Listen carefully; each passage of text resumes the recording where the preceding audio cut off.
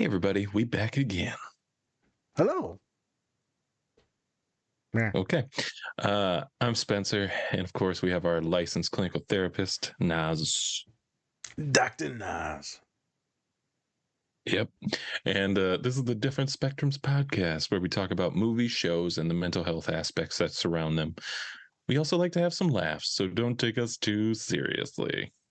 Or do. It's up to you. There you go. Don't forget to run up those likes for us. We'd really appreciate it. So before we get to our guest, go check out Bubs Naturals, Cure Hydration, Silver Dollar Candle Company, and Pinfinity. You can get 20% off Bubs, Cure, and Pinfinity if you use the code DSP and DSP20. Go to our link tree, and then you can find all of those on there. So that will make it a little bit easier for you. So go do that. And then also check out our merch. We have some cool stuff. I'm wearing some of it right here, right there on our guest screen, right down there, because she's down there for me. So I don't know. She's probably like on the side. Yep, she is. I knew it. Goddamn. And with that, we have a special guest today. She is a mental health advocate and counselor, and she is also the creator of whathadhappenedwas.com. Please welcome Mandii Brown. Hi, y'all. Look at that. She's getting nervous. I can tell. Yep. Yeah. I know. Just talking before the show. Now it's just like. See my pressure on the hot dog? Okay. You'll get your seat next. Don't worry about it. Don't worry about it. We'll be fine. Yeah. All right. So today we were checking out the movie The Batman 2022. Yes. With Robert Pattinson. And today we're going to be taking a look at two scenes about choices or not having them. Also talking about imposter syndrome and getting close to people. I know, right? Gross. Some of the characters we're going to be looking at is Bruce Wayne, Selena Kyle, and then Alfred. So, Nas, anything before we get into the scenes? So, as always, shout out to California. I made a mistake the other day. Minnesota is second, but then it's New York, then it's Indiana. Jersey, still fighting in there. Whoever you from the small town of Flanders, appreciate you. Of course, I only get the data information from Spotify. Apple doesn't give me the information, so that could be all wrong. I don't know. We don't know. Yeah, we don't know. We don't know where it's coming from. I try with the data. Check out the link tree for all the self-help. I've been seeing a lot of people click on that. There's all the free mental health apps. There's tons of worksheets. I've got dot-to-dot things. I got coloring things. I got fidget things. Go in there and check that out. I'm excited to talk about some of these scenes. There's a lot of scenes to choose from within this movie and a lot of different themes. We're going to be very specific in curating these two scenes. And then I'm excited to therapeutize it. And what had happened was with Mandii. That was the website, right? I did that. I did good. Well, what had happened was. Yes. I was close. Yes, that is the website. No, that's almost. That's the website. You got to drag it out, though. What had happened was. Still missed the first word. It's what had happened. Like, what had happened was. Well, you might want to change that. WHHW. It has 3 dots at the end. Yeah. No. So you got to like do a little pause. Yeah. So, I'm joking. All right, let's chop it up. Let's get into it. Let's have some fun. I'm excited to continue all these special guests that we're having in these random DMs that I threw out there, having panic attack the entire time. Like, what if they say no? Yeah, I know. So I'm excited to do this. All right, let's get into it. Whoop, whoop. Whoop, whoop. You didn't read the script, did you? You're supposed to say whoop, whoop. I did, and I got nervous. I just read a book. Whoop, whoop. That's why I did the. Yeah. It's like, is the roof on fire? They can't hear your hands on the podcast. The roof is on fire. There you go. Jesus. Don't be surprised. Okay. Arsonist? All right. Oh We're my done. god. I mean, the Get to way the Batman clip. is set up, the way Riddler's set up, hey, go for it. Please. There we go. Please get to Well, the clip. we do not condone the burning. We do Okay. not condone arsony. No, we do not. Want someone to call though? My dad can help you out. Oh my god. No. I'm not gonna keep that in there. I'm not gonna. I know you're not. I know you're not. Yeah, what? Yeah, he'd be like, "It's true." Oh, Dynamite. All right. Man. Hey everyone, before we get into the show, please check out our collaborator, Bubs Naturals. They sell a variety of health and wellness products, including collagen peptides, MCT oil powder, coffee, apple cider vinegar gummies, and other amazing products. Go to bubsnaturals.com and use our code DSP20 to get 20% off your entire order. And with that, let's get into the show.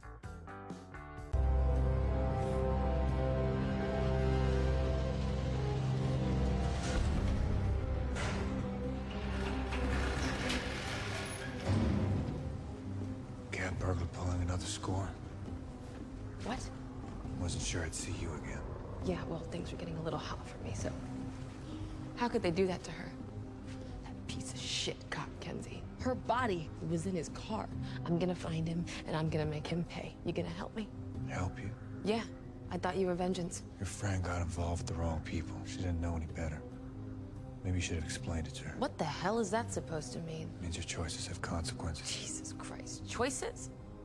You know, whoever the hell you are, you obviously grew up rich. Was it worth it? What? Compromising yourself for money? What'd you have to do to set up that score? How close did you have to get? To Penguin? To Falcone? You don't know what the hell you're talking about. Falcone owes me that money. He owes you. Yeah, and a lot more. No, really. Why's that? You know what? I can't even talk to you. No. I want to know why a guy like Falcone would owe you anything. Because he's my father!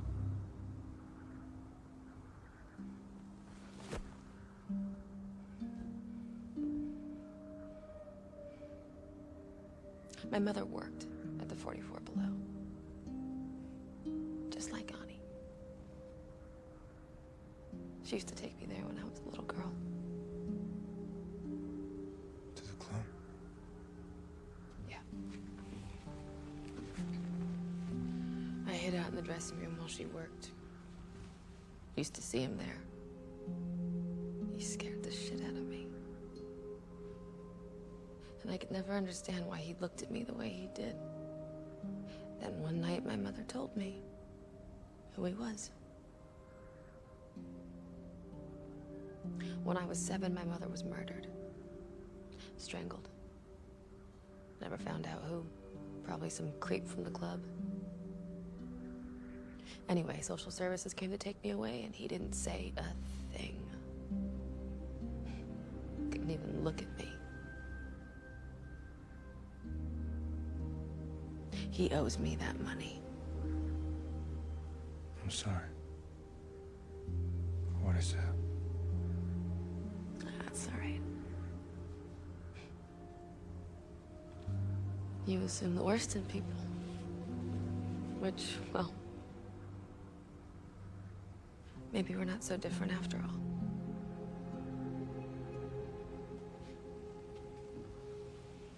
Who are you over there?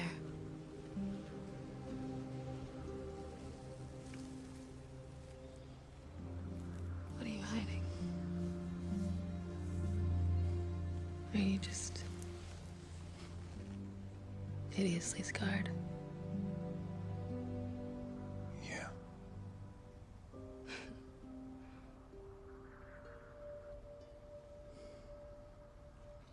Listen to me. If we don't stand up for Annika, no one will. All anyone cares about in this place are these white, privileged assholes. The mayor, the commissioner, the DA. Now Thomas and Bruce Wayne. I mean, as far as I'm concerned, that psycho's right to go after these creeps. I think you'd be on his side. What do you mean, Thomas and Bruce Wayne? What, do you live in a cave? The Riddler's latest, it's all about the Waynes. Listen, if I can find that dickbag Kenzie, will you help me? Please. Come on, vengeance. Just don't make any moves without me, understand? It's no more dangerous than you know.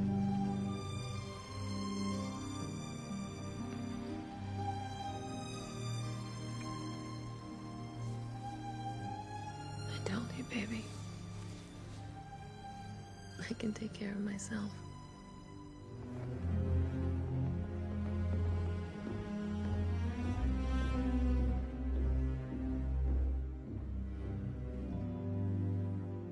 I'm Thomas Wayne, and I approve.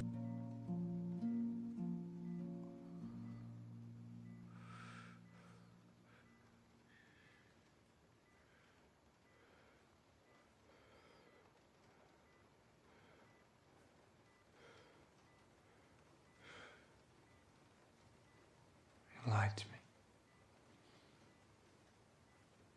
My whole life.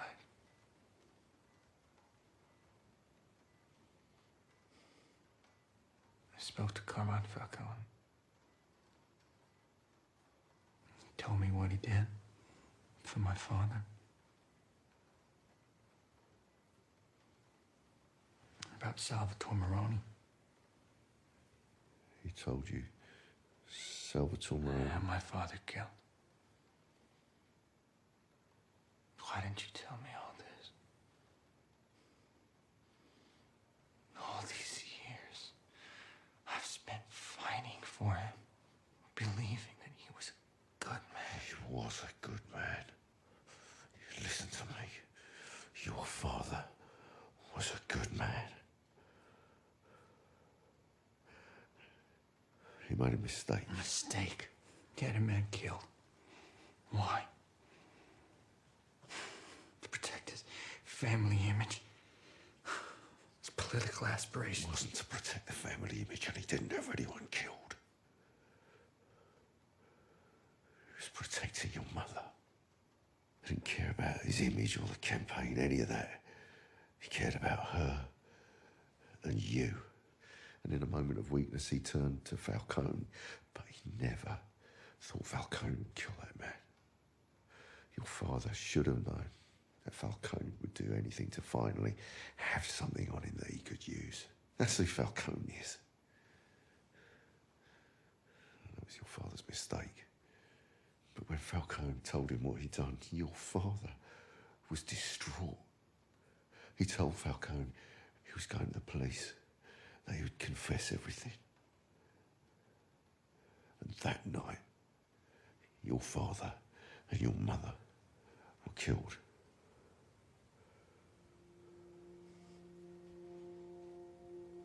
It was Falcone.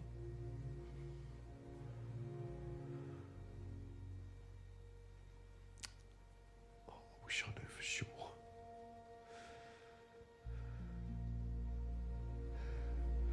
Maybe it was some random thug on the street who needed money, got scared and pulled the trigger too fast. If you don't think I've spent every day searching for that answer, it was my job to protect them. Do you understand? I know you always blamed yourself. You were only a boy, Bruce. I could see the fear in your eyes, but I didn't know how to help. I could teach you how to fight, but I wasn't equipped to take care of you. You needed a father. And all you had was me. I'm sorry. Don't be sorry, Alfred.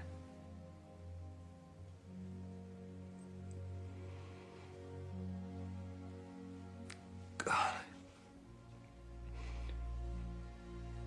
I never thought I'd feel fear like that again.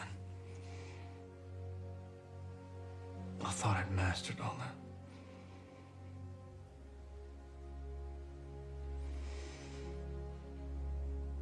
I mean, I'm not afraid to die. But I realize now there's something I haven't got past. This fear. If ever going through any of that again.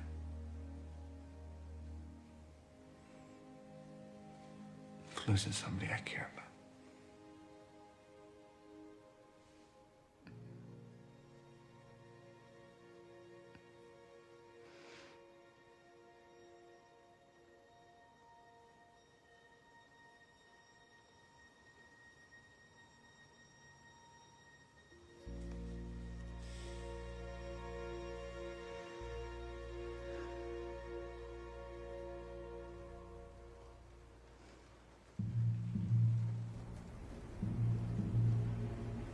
All right. In case So, he dies and comes back in the movie. I like so after those confessions, welcome back, everybody. Welcome back. that. We're back and we're live. Yep. I can't really think of anything because I just confessed about 5 things. Nope, I need to edit this again. We're back and we're live. There you go. Let's move on from that. Is Yep. live. Is If we were Batman live, oh my God. Sometimes I'm like, maybe we relationships? shouldn't go This live. would be bad. Yeah, no, we can never be live. So yeah, no, where's live is Batman's relationships, which is not doing well. So we are not Not live. great. Yes. No. Yeah. All right. I lost So, it. I lost it. Yep. Just let it fade and let it go. That's We're fine. live. All right. So the first thing take a look at. Actually, before we get into it, Mandii, can you please tell us a little bit about yourself Yeah. and what made you want to come on to the show? Who in the hell are you? Yeah. Yes. are you? Who am I? Should I do it in a riddle? No, I won't because it's too much. My my name is Mandii Brown. I am born and raised in Chicago, but I currently live in Nashville, Tennessee. I am the cognitive behavioral specialist down here for Tennessee maximum security prisons for men and women. And I'm also a counselor on the outside with the free folks. Ooh. I am the creator of What Had Happened Was.com. It is a safe storytelling website, also with mental health facts and resources that follow behind it. And I also help align people down here in the Tennessee area or anywhere, honestly, with a therapist or any mental health professional in their network or outside of their network. Definitely a lot of success stories behind that. The stories I do get people options to add their name to it or do it anonymous. So I do have the best of both worlds. And then there are those who don't want them published. They just want somebody to read them, to get it off their chest. And I validate those experiences and also still connect with them as well. So I love what I do. And what else am I? I'm a social activist down here, very big in the community. I do work with the mayor's office in the criminal court system. And I'm a mom of my little baby Yoda, Zachariah, who is in the back making noise. So yeah, I juggle a lot. Okay. Nice. What made you want to get into the mental health field? Ironically, I didn't. I Same. grew up wanting to, I'm not gonna say once, it was a force, and this is just a joke. I don't take it too seriously, but my dad wanted me to be a legal drug dealer, aka a pharmacist. My dad wanted me to be one too, just not illegal. Right. Opposite. And I got into pharmacy school everywhere, actually. I have very good grades, and I realized that wasn't for me, and I wanted to be a teacher. And so I went to school for education and social work. Yeah. And crazy enough, teaching kind of, especially in Chicago, what I was doing, branched into the mental health field. I was literally the only teacher in my department that could connect with the students and the parents. Facts. And not end up in a fight. It was great. Facts. Right. These parents used to come to the campus and slice and dice tires, fight teachers because they were not being heard. I mean, it was bad in Chicago. And I was the only cool one. And when I came, I was doing great numbers. The test scores went up. The students, less fights. And I realized it's because that I created that safe space for my students and those parents to be heard and judgment free from the environment they live in. I live in it too, and I grew up in it. So I'm I'm from the hood like y'all from the hood. So let me validate what you're going through and not make you feel like you're judged because your child is still in this predicament. So that alone made me go back to school for my master's in clinical mental health counseling. And that, just opened up the door to everything on top of my own personal experience. But my students and those parents literally were the key to that door. There you go. Nice. That's amazing.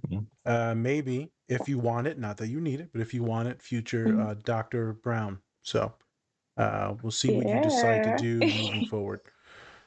It's exciting. We're going to talk a little bit about something what you just said and then relate it to the first scene that we watched in a second. Spencer, you have any more questions for him? Not at the moment, but you know what? We'll get into them once, we start dabbing into this movie here. All right? Yeah. Thanks for coming on. I'm glad. Thank you. I think you either liked or you commented on something, and then I decided to reach out to you, be like, "Hey, are you a counselor?" And you were like, "Yeah." And I was like, "You ever want to join a pod?" And you're like, "Sure." And then I give you the description. Now it's much more formal because I actually have calendar thingies, and it's nicer now. But when I first sent it to you, I was like, "Sup?" You low-key slid. Give me a time. What does he mean? Yeah, you were probably like. What's crazy was you guys popped up on my feed a lot before I followed, and then me and my friend in Chicago will watch you all's reels and then watch the movie and debate back and forth. And then I followed, and then I started commenting and stuff. And then it's like, "Oh, hey," he's like, "Thanks for sharing." I'm like, "Oh, no problem. I'm getting into it." I'm always wondering, when I'm sliding into people's DMs, I'm not creeping on you. I am not creeping. I just want you on my show, okay? That's it. Trying to get that money, son. That's the face too. No one can see the face, but it's triple chin, and then I'm holding my hand. Well, they can't on the podcast. 3 chins, no neck. That's what we like to call it. Money. Look at that. With your purple shirt on. Wow. Really, really intimidating with that purple shirt. So I'm glad. Purple shirt and a doctorate. In the background. Yeah, I can see my graduate teacher and my master's. You're not a thug anymore, Nas. You got a master's degree. I'm like, put on some pants. That means nothing. I have met some very educated felons, okay? And I think they are way smarter than me. Yeah. Problem is he has a Bulbasaur on his shoulder as the same right, and he's just like, "Bulbasaur, bye." I'm glad that I'm not giving off a creepy vibe. I wanted to say something real quick. One of the counselors that I had come on the other day, they just booked to talk about The Bear with us, because we did it once, me and Spence and Colin, but we really weren't able to record any scenes because we weren't sophisticated yet. True. And she goes, "I felt very at home when speaking to you and very comfortable." And I said, "Yeah, no, that was just really cool to have another counselor say that." Because, I'm not, I'm insecure about my texting because, dyslexia and shit like that. I'm not the best. And it takes me a while to respond to some things. And to see that I'm even comforting via text. And, the perception with dudes is you slide into DMs, it's going to be something weird or fucking creepy. So I'm having to combat multiple things at once to come off as a decent human. And I think this is a good description on that I am. We're going to get into the scene. One horror story. I remember I was talking to one person last year, and I was like, "Hey, thanks for sharing something." And they're like, "Oh, sure. This is awesome. I enjoy the page." And I'm like, yeah. I love your @ sign, and your @ your @ is your handle. And they're like, what does that mean? Because I'm thinking they think that they meant something else, like their tush or something. I don't know. Because I like your @ and the handle. I guess I could have put handle. I don't know. And then I got nervous and the dyslexia kicked in. I just typed in a bunch of weird shit. I'm going down this road. I'm just gonna keep going till there's no end in sight. It was so bad. I just said, I did it was something funny. It was something really funny that it made me think of a student. And I was like, it was something about yoga, and I was like, my student would love this fucking handle. So that's why I commented on it, because I had the autism moment where I boom, student, and then I just had a full-on conversation with the student about their handle, which I ended up having the following week. Right. but I had it in my head. And so hilarious. Side note. So I've come off creepy once. I think the best part is that you are on the page, the business page, not your own page, reaching out. Because if that's the case, like, I would ignore this.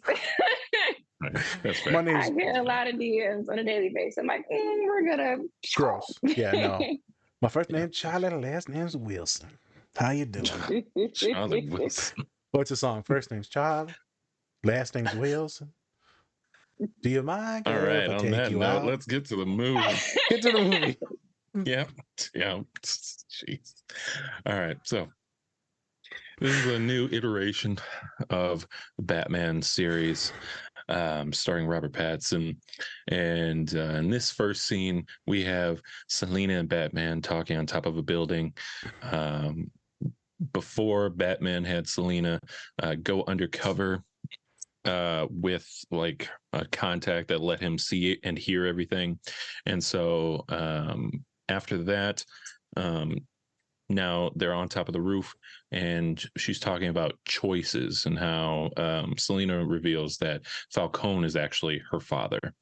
Then there are some great, I love the part where Batman is pretty much being told that he has that he's hideously scarred underneath, but it's more of like inside that he's scarred. I have inside scarring. I'm fucked up inside. Oh, I damn got it. your Batman voice. Batman. It's not working. Damn. So getting into the scene, I kind of want to know first, Mandii, why did you want to pick the Batman first? I know why. She likes damaged men. Oh, well. I'm sorry. You know, I thrive in toxic relationships, and you know, Batman and Catwoman are very toxic for each other. You know, They really are. Yeah. They really are. All right. You know, a rich emo kid and a girl that loves to get back at people and steal. There you go. Yeah. That's all you need, really. Thrive in it. No, I actually grew up watching Batman. Fair enough. So it was definitely like one of my favorite series. Mine has been Affleck's version. I actually despise that one. But this one was very different. I think the director did a great job. And it caught my attention. It was actually more modern feeling than I thought it would be. And so I was like, oh yeah, I can actually relate to this. So let's do it. It's definitely more relatable. This Batman is more relatable. The other ones are fantastic, by the way, but this one definitely has your focus on Bruce Wayne, you know, himself, Batman, not the criminals and the people and stuff like that. Like it keeps going back to him and his family and his identity and everything about him that they hint at, but typically overskip. Right? It's like, you know, he's gonna rescue people, he's gonna save Gotham, da da da. No, this is like the focus on him. So I thought it was really good. How would you say the choices that, or maybe the not so choices that you have would relate to the mental health field, or at least how you view it?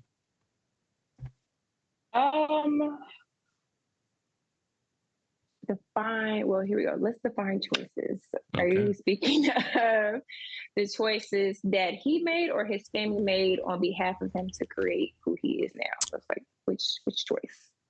I think more about her when she says, you know, I didn't have any choices. So more, let's talk about her. Because this scene is very based on her. It can get into him. There's enough people talking about Batman. This is mostly a podcast listened to lots and lots of women, lots of people of color. Let's talk about her and her supposed lack of choices that she says. I think people can identify with that in this scene. So can therapize her in her emotions. I definitely can. So small hint on her background. Mom gone. Dad gave her up to the system. She had to fend for herself. She keeps saying, I can take care of myself. Don't worry, I can take care of myself. So that means she was forced to be independent, not by choice. Wink, wink, nod, nod. And growing up how I did, I can empathize with her because I had the exact same thing, just a different scenario. So in reality, when you're forced to take care of yourself as a child, everything pretty much is in a way kind of a trauma response. And you're learning as you're going.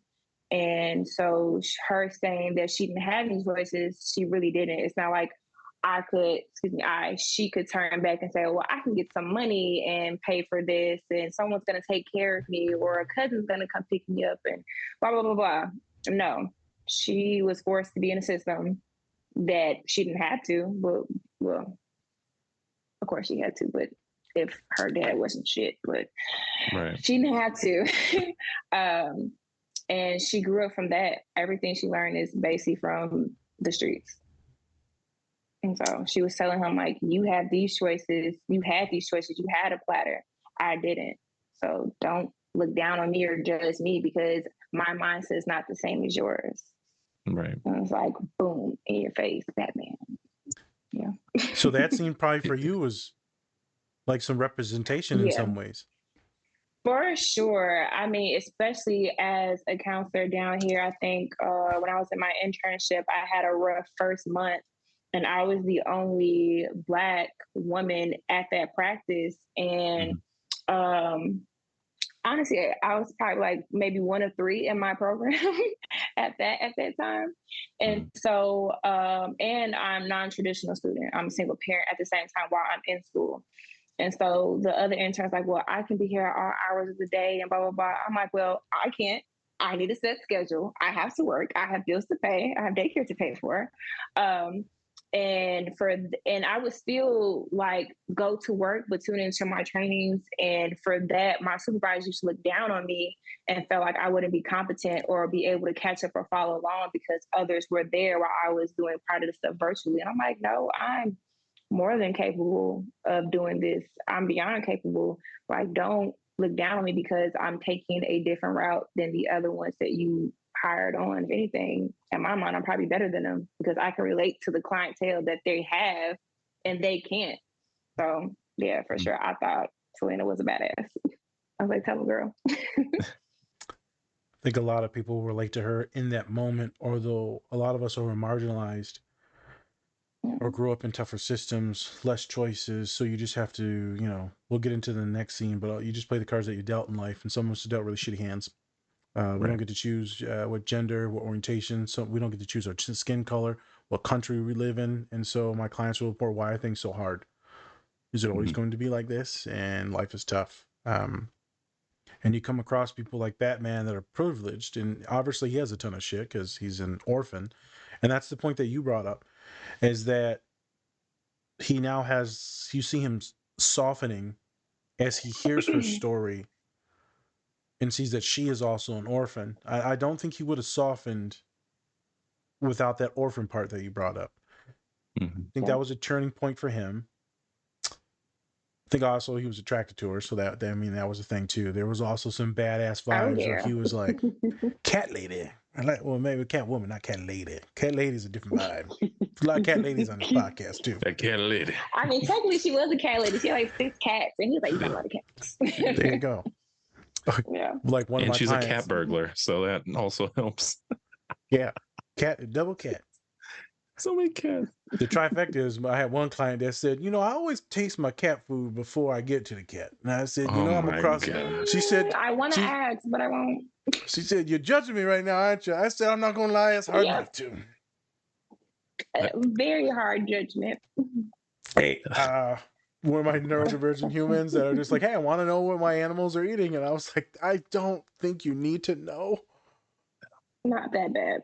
Shouldn't say thank you. Definitely don't need to know. That's a definite no. If Inquisitive the cat minds. is enjoying it, we're gonna leave it alone. Inquisitive minds. Sometimes we need to know why. Why? Sometimes we should leave it alone. Just stop there. Well, as you know about hyperfixations, we can't let it go. No, good. Good. Yeah, I've had the taste for cat food ever since. So I've been losing weight. You know what? What? I'm joking. Okay, pivot. Yes, pivot. I think it's super interesting because, like you, in some of these scenes, I was kicked out of one of my internships in my master's and almost kicked out of my master's program because I'm a different mind and I relate to the clients, and they're all sitting around me. They're all sitting around me in this ninth grade school, and this white lady definitely didn't like the way I talked, the way I held myself. Didn't like that I wasn't any counseling experience before. I wasn't a social worker before. I was an exercise science student going into physical therapy. There was just a lot of barriers. There was a lot of, I can see that they were triggered by my complete existence. I did a few things wrong, yes, but there was no teaching. I'm not going to fully get into more of the story, but all the kids are surrounded by me. I'm talking about video games. They're all having a blast, right? We're actually doing the programs the right way. And yet I get kicked out. Interesting. The next place I go to, my boss, black woman now, says the best intern she's ever had in her career. I was one of the few interns that she's ever called a friend. And I've helped her with things moving forward in her career at her university that she's still the director of. And then, she's older, so she's not the best with computers and some of these things. So she picks my brain here and there. Even about policies. I've helped her make some policies.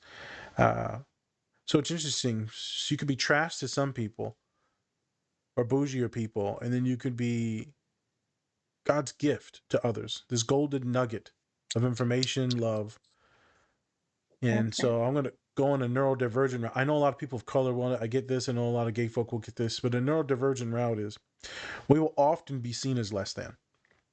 Because maybe we can't articulate ourselves. We're not normal. We got a different color hair, whatever it is. We're flamboyant with some of the things we wear, or we only wear black clothing, whatever it is. Maybe you're like Mandii and you collect, damn it, what did you say that you collect? A ton of anime related things and like just everything. Everything. So, right?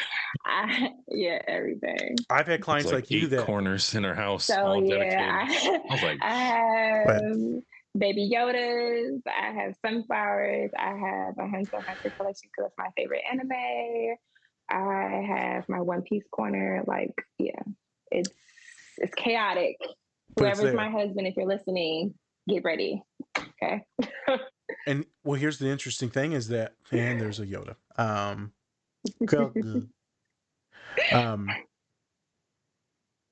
have many clients that will be just like you, black or brown, and they will say some of the things that they like, and people will say that they're not black enough because that they don't fit the monolith of what black people are supposed to be, and so there will be so much hate and internalized hate and depression and camouflaging that we go through because of the things that we like, and then we'll see people that look down on us because maybe I speak differently. I know I have ADHD. The other day I word vomited some stuff in a meeting, a big meeting, about the affirmative action that we had. And, I ended it with, I hate all humans. And I said, I know I'm a counselor and I'm saying this, but most of you suck and you know it. And they're like, no, not everyone sucks. I'm like, no, all of us kind of suck. Chill out. I was a little volatile in the moment. And so my boss later on, I said, did I misspeak? And she was like, no, I thought you were fine. You just word vomited. I said, I word vomited because I hit about 50 different points when most people can't even figure out how to nail one point. I'm like 50 steps ahead of people. Besides the point.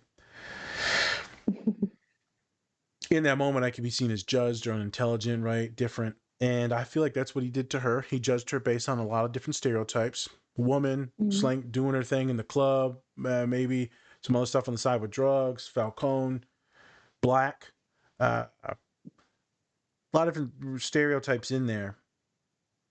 And I feel like counselors do this even with their clients. And they're like, oh, they're supposed to be caring. I'm like, girl, you racist as hell, Karen. And Bethany and Tiffany. And Mandii. Well, he judged her based off of, okay, so the context, he was supposed to look from her perspective, but he was still looking from his eyes through hers. Yeah, I got to do that because it's like, it pissed me off.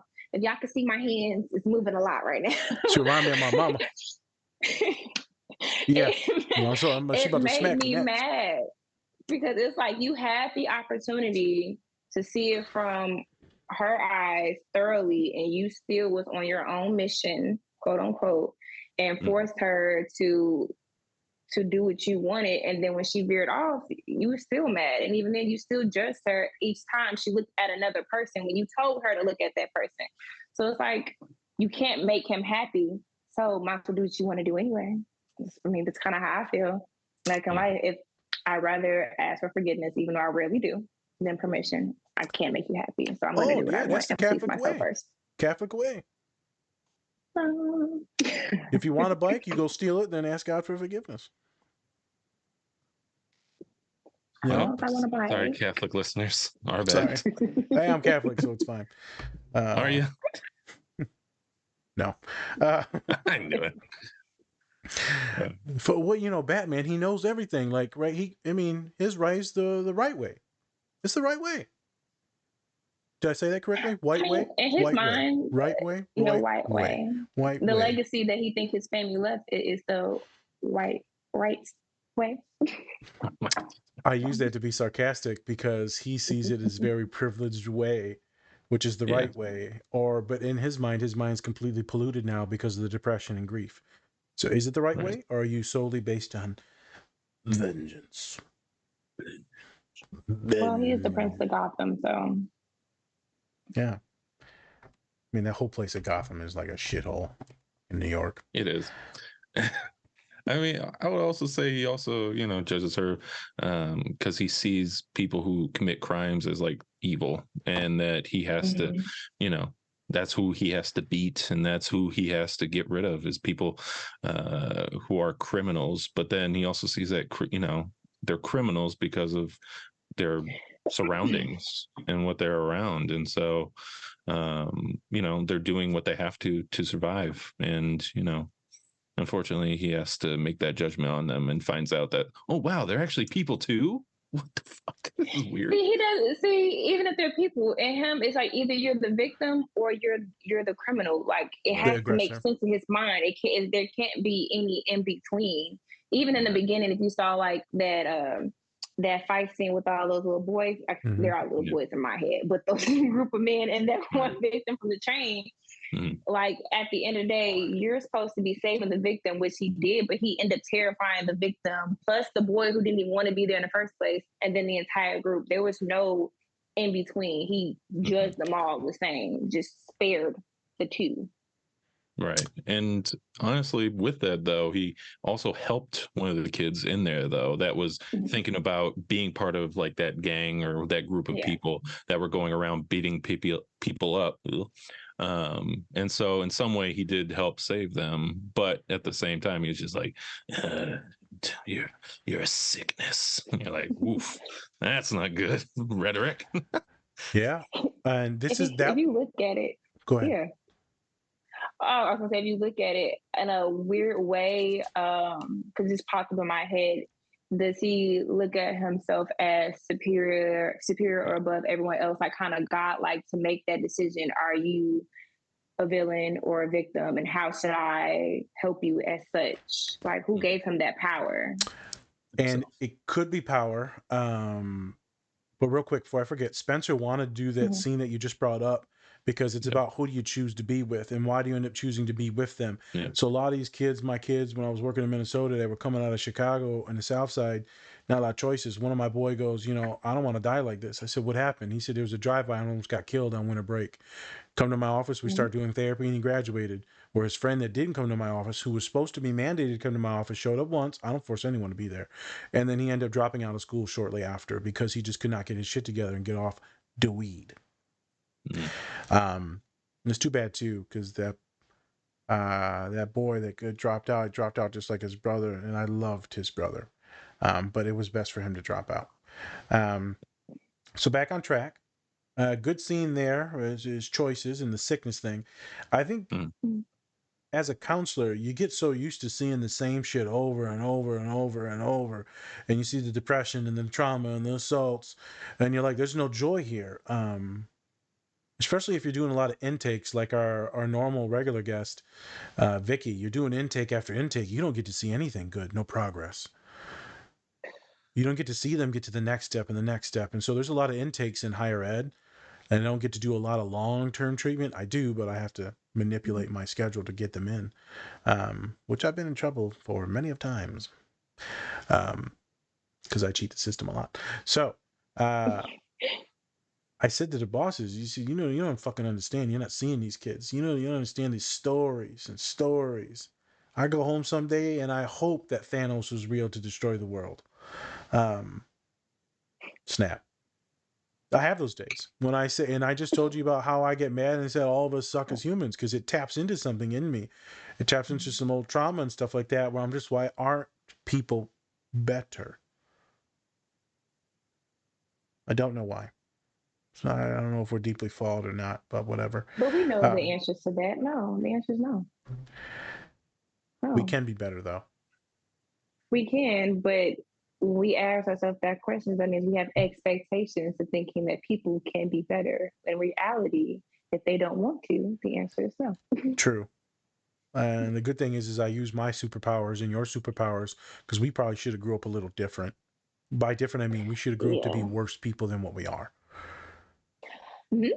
And so I'm using all my superpowers that were passed down to help people, to save lives, to create change, so I can change the world. And so are you now. Yeah. But boy, I could have been a hell of a salesman and anything I wanted, and possibly like a CEO, just taking control and embezzling and fucking over people and selling them shit that they didn't need. Sounds fun. I probably would have been dead. Yeah, you probably would have been dead. Well, I mean, technically, I should have been dead many times now. Sometimes I tell that to students. Yeah. They're like, I don't know how I got here. I said, you? The fuck are you talking about? You're talking to an enigma, imagination. You're talking to a ghost. I'm supposed to have been dead. And they're like, what are you talking about? And then we go into story time, which we're going to get into after this. For the next scene. So we talked about some of the privilege of having money, some of it being white, some of it mostly being economics. We talked about him empathizing, the orphan thing. Talked about her finding her own voice and then getting him to pull some emotion out. We talked about choices. I think it's one funny thing, then I'll be done. Since he's this stoic person because of the depression, Spencer, and like the trauma and all that, he feels very Aspie to me.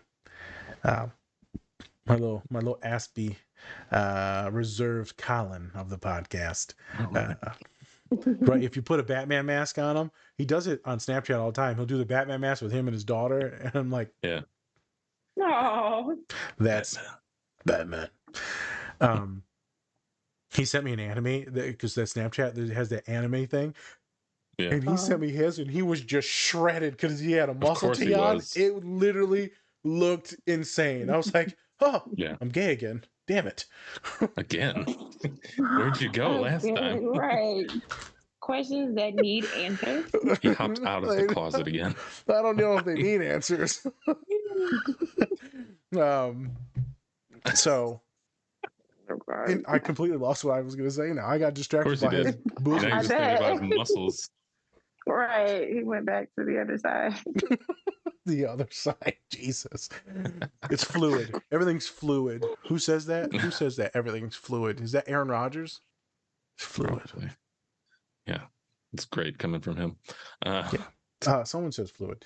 I don't know. But I see this with a lot of my individuals that are more emotional, more just in touch with them. Specifically, it's my women that are maybe more anxious or more neurodivergent. They'll get with some of my very neurodivergent boys that are very stoic, and they're like, "He doesn't love me." I'm like, "No, he told you he loved you. He just, he said it. He said it once. Now you should just know."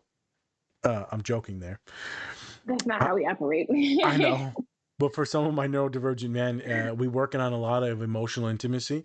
We work on a lot of nonverbal cues. We work on love languages. We have to build cognitive empathy on why your partner needs some of these things to make sure that they don't feel crazy. This is in all relationships, but specifically with my individuals that are more stoic. They do love you. They love you to death. They would probably die without you. But to say it repetitively feels nonsensical.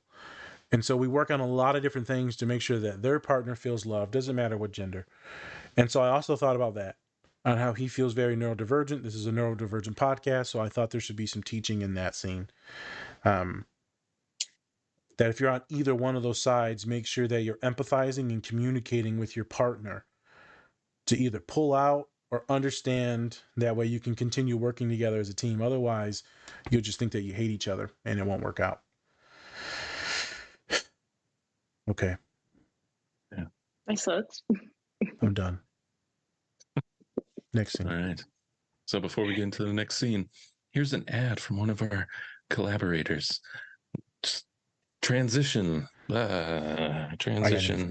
Hey, are you a nerd? Do you like pins? If you're like any of our followers and you said yes, you should check out our collaboration with Pinfinity. They have Power Rangers pins, Transformers pins, and for all of our bronies out there, My Little Pony pins.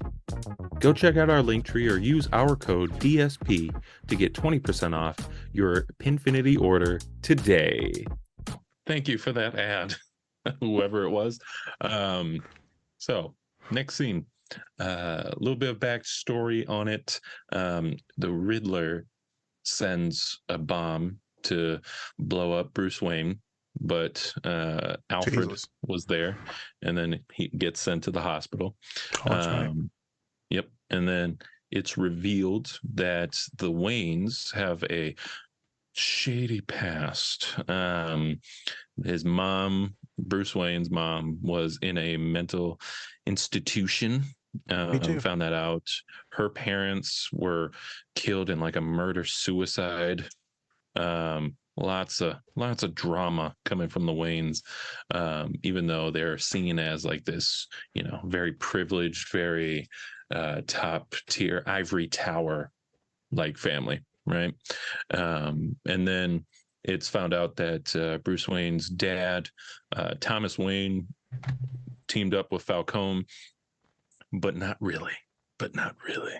And then obviously Alfred kind of gets into actually what happened with his family and how he wanted to protect them, but at the same time, Thomas Wayne wanted to make sure it was done in a correct way instead of just trying to kill somebody, right? Because he didn't want to push those bounds, even though he wanted to protect his family.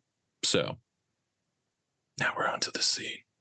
So what were your first reactions to the scene when you first saw it?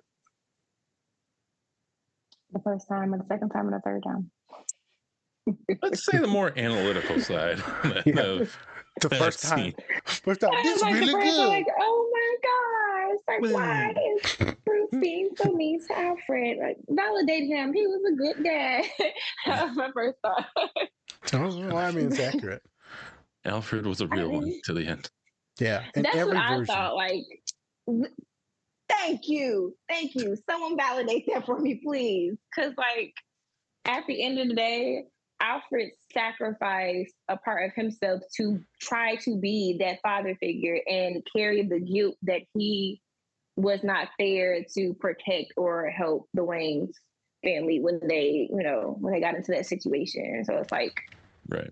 I feel for Alfred. Like, he's carrying guilt. He's been searching for answers consistently. Same way Bruce has. You're raising a kid that's not yours, that you don't have any kids at all. You're figuring out how to be a dad as you go, but you know how to be a protector, a provider, which is still the same thing as a dad. But I felt like I was happy in that scene from the first part that I watched anyway, that Bruce validated that, like he was fearful of losing him, because in a subtle way that I was like, I love you, dude. Like, I don't want to see you go. But he didn't say it, but he said it enough, like, to where they both, could understand it. And so finally some damn emotion from him, from somebody he actually cares about. I was very happy about that. I'm just like, pain, I have tears now. Tears. It's like two men holding hands. Yes! They did. Look, men in physical touch with each other. It's like, instead of like a fist bump or a quick bro hug, it's like, ooh. So the other day, Spence, pause, story time. So the other day, I'm at my homegirl's party. It's a yay party because this person, survivor of cancer, and so it was fuck you cancer party.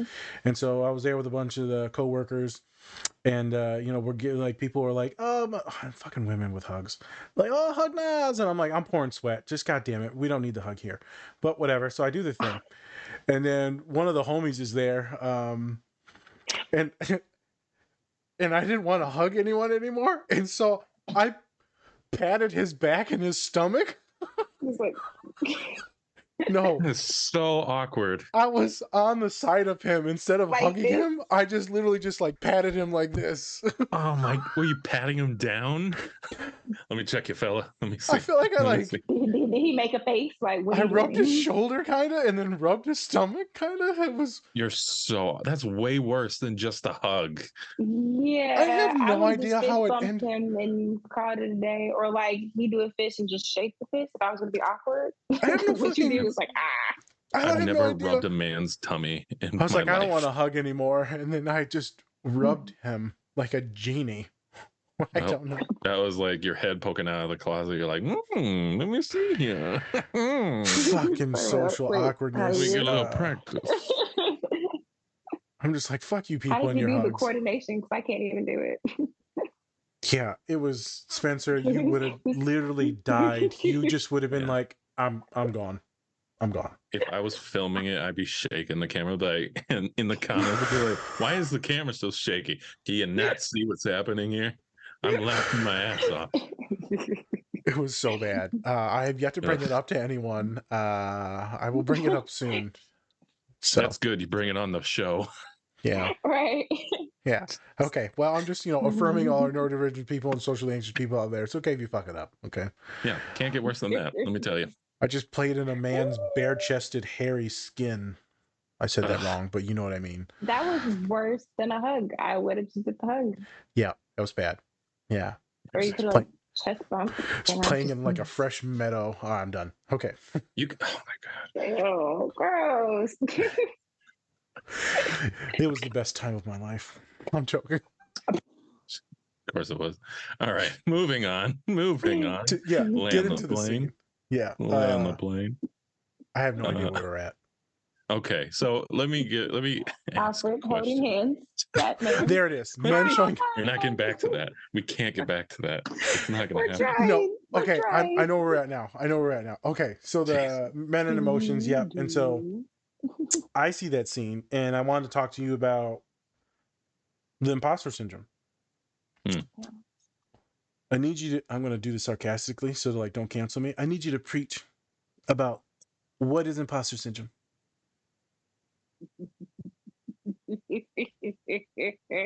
The mannerisms. I want to say the name, but I won't. This knows the person looks like a hot Cheeto. For me,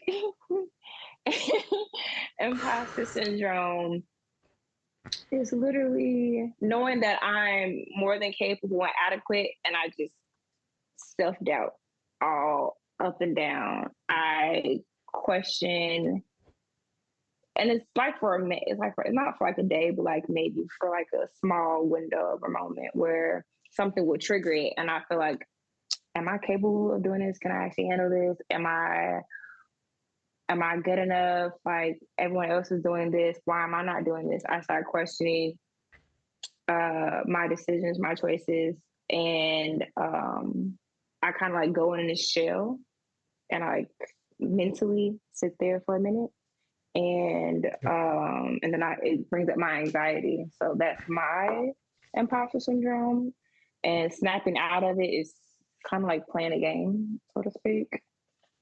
Yeah, don't making a face. I'm not judging. No, that was a validating face. Yeah, I do. It's like a game. So like I play Ocean Avenue. That's like one of my favorite songs.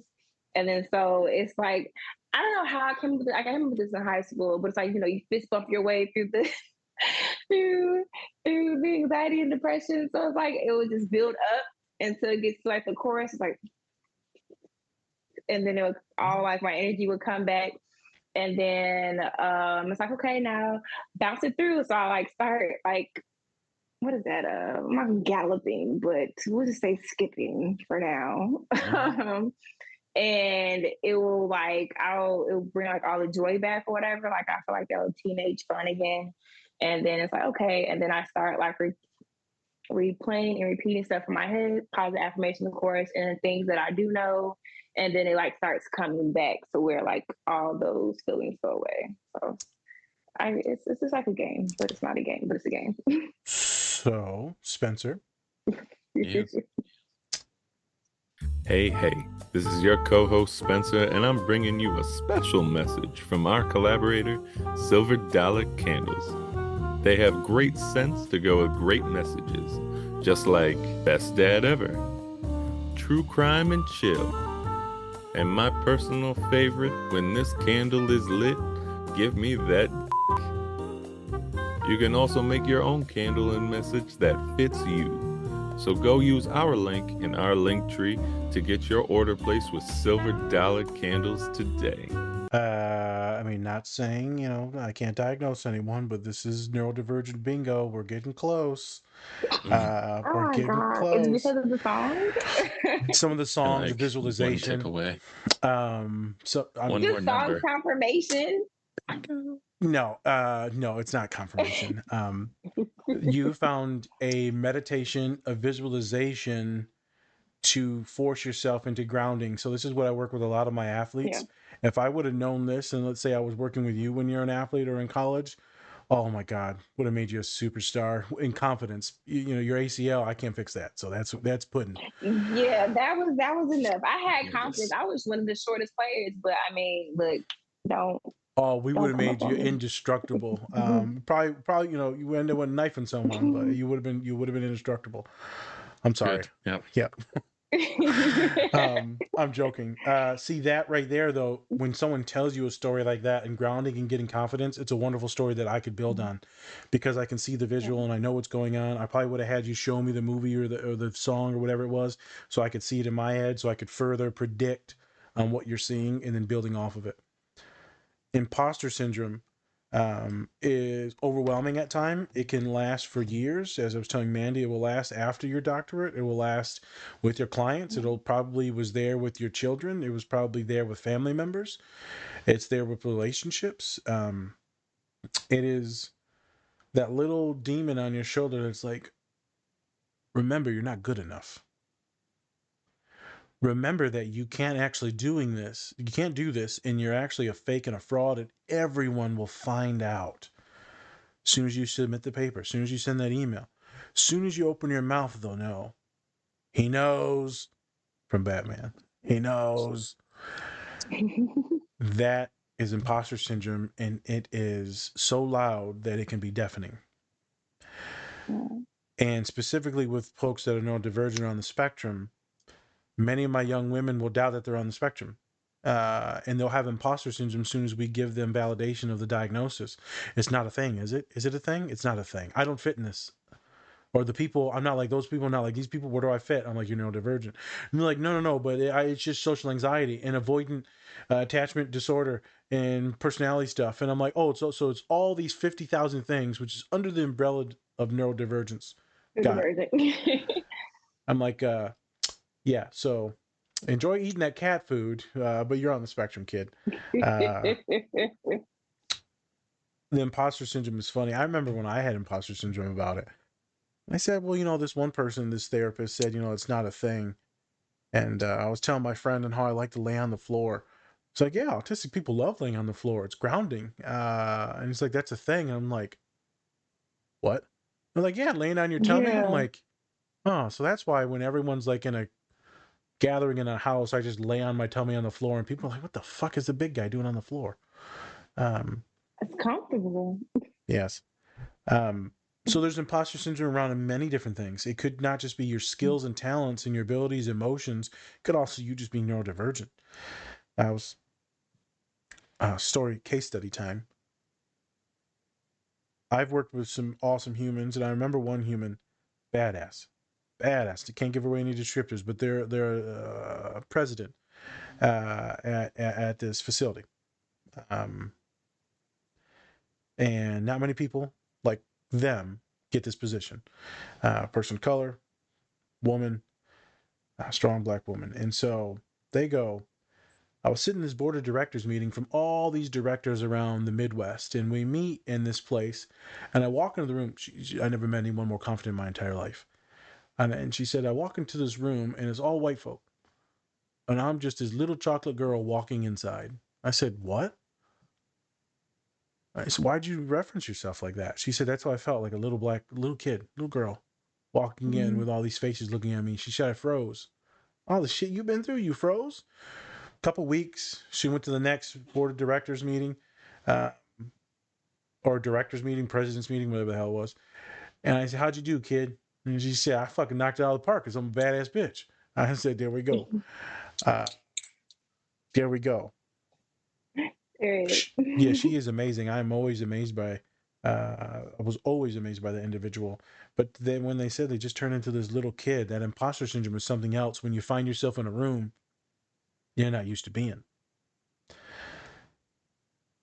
lot of people of color, a lot of women, a lot of queer folks. You're going to get a lot of neurodivergent folks that have the imposter syndrome, that hyperfixation, that OCD, that I'm not good enough. I'm not good enough. You're going to get some that think they're too good and that they're like better than other people, kind of like Bruce Wayne. But most of the time it's the imposter syndrome. That was the main story I needed to get to. Spence, did you have any specific questions for Mandii on this scene?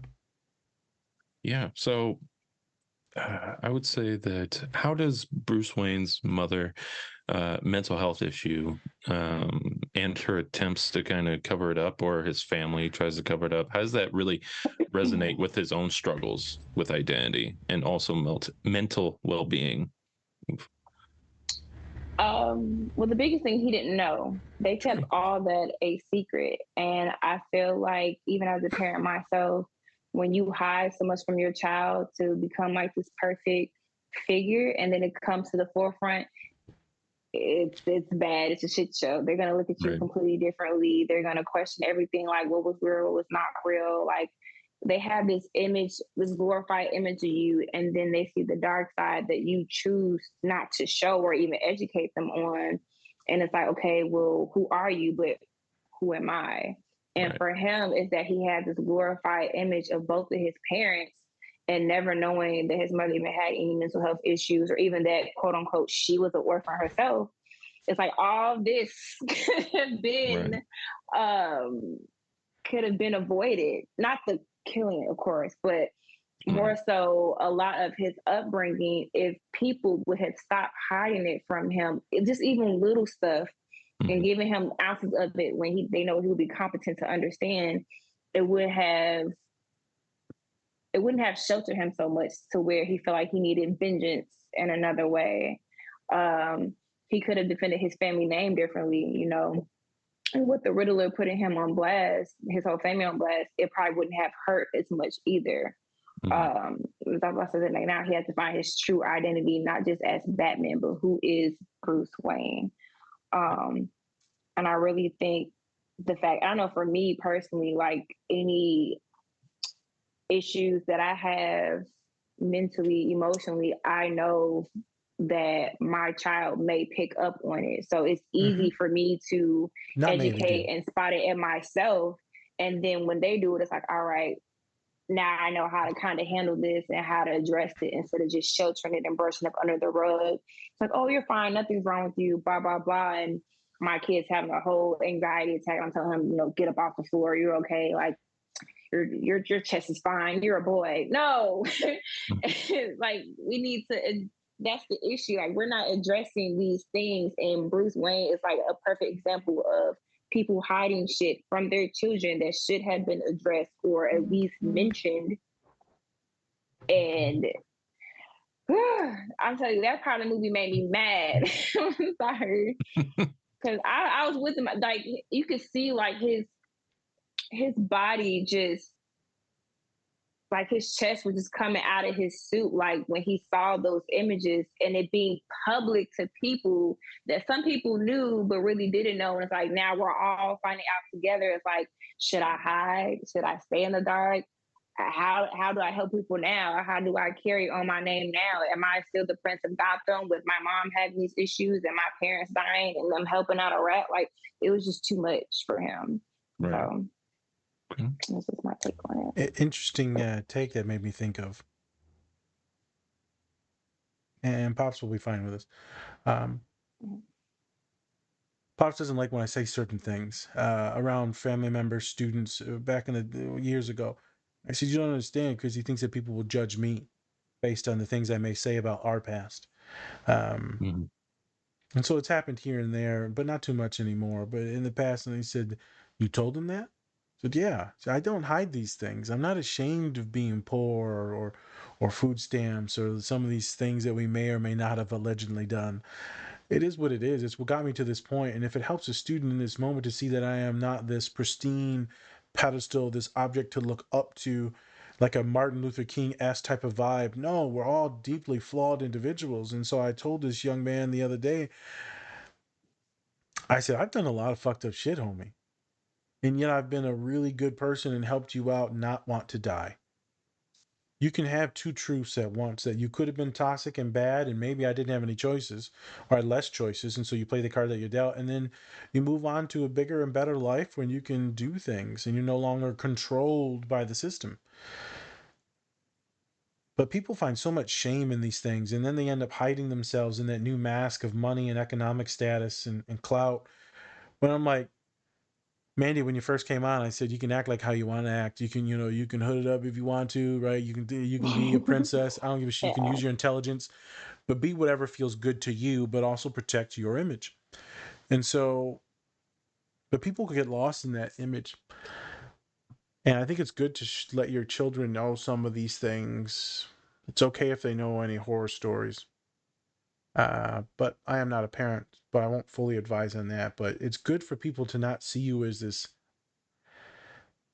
pedestal, this perfection, because no one can compete with perfection. So why would you want your kids to see that? You should show your kids the struggle. That way they understand it. That way they're ready for adversity, instead of just thinking that it's gonna be easy. Oh yeah, I'm just gonna go to school and everything will be fine. No, motherfucker, it's gonna be terrible, and you're gonna want to die. And that's how you raise narcissism right there. Oh yeah, so you raise a lot of privilege. That's how you raise a lot of weaker-minded individuals. Because pause. I don't want to shit on anyone. A student said, "Nas, it's tough." I said, it's tough. Yeah. Can you imagine the opposite of this emotion that you're feeling? What are you talking about? The happiness and joy? Can you imagine how much more gratifying it will be now? I said, we're not happy about all the trauma and the damage that's going on. I'm just saying, can you manage the reciprocal emotion when you get to it? They said, yeah, it does sound good. It does sound good. I had many humans that have this imposter syndrome-esque, trauma-based type of vibe with their family members. And so here we're talking about Alfred and the imposter syndrome of him being a good father. And it sounded like he provided a lot of love, nurturing, taught him many different things. Fuck, man, that's most of these fathers out here. If we're being honest, like you were around, you were consistent. You were present. It's not even about the money, just you being present. So people Alfred will was there. look at me, and I had to live with. Anytime I would say my father's name, people would look at me, and there would be this judging look, and I never understood it. Most of them were scared, always scared. And then it gets out in 2001, and then we end up building a life, and it was hard. Never give it back. But people will still look at me like, how did you become this with your father? I'm like, he was not a monster, you asshole. Y'all just think he was. The other person that was doing these horrific things to me, they were the monsters. This dude's never did nothing but love me and showed up and supported me. Yeah, we went through some shit, but it was better than the other shit that I had to deal with. It's interesting on how these dads or parents think that they're not enough. When like, homie, you gonna fuck them up. The question is, will you show them the love and consistent? Just be consistent. By the time they get to me in college, it's really about who showed up. Yeah. So that's why I appreciate Alfred. I appreciate the touch at the end, all jokes aside. And there's the imposter syndrome of thinking that you're not even a good mentor. And I think of myself being damaged and fucked up. But that's why my students love me. That's why my students feel comfortable with me and safe, because they know I'm not perfect. And I let them see that. And they're like, oh, shit, I can breathe with this guy. And as soon as you say some sketchy shit, oh, I'm calling 911 now, motherfucker. You're going, collect $200, you're going straight to jail. Joking again. Therapists have a very hard time, certain therapists, relating to clients or being empathetic and validating that parroting shit that they teach us. Oh, that sounds like it was really hard for you. Most of my neurodivergent students can tell it's bullshit and it's an act. You're not actually paying attention. Yes. And most of hate my that. black clients, brown clients, they'd be like, what the fuck? I already know I'm sad. I don't need you to tell me that I'm sad. Well, I want you to Like, connect so with I your see you're feeling emotions. this way. Like, I was taught that. I was like, and I never use it. Just like you paraphrase and go, I'm like, no. No. That's the quickest way to piss somebody off. It's like you're not listening.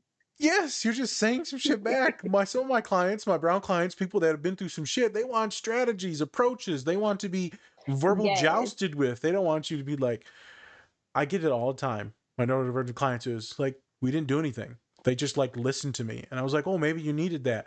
They're like, Naz, I needed help. I was drowning.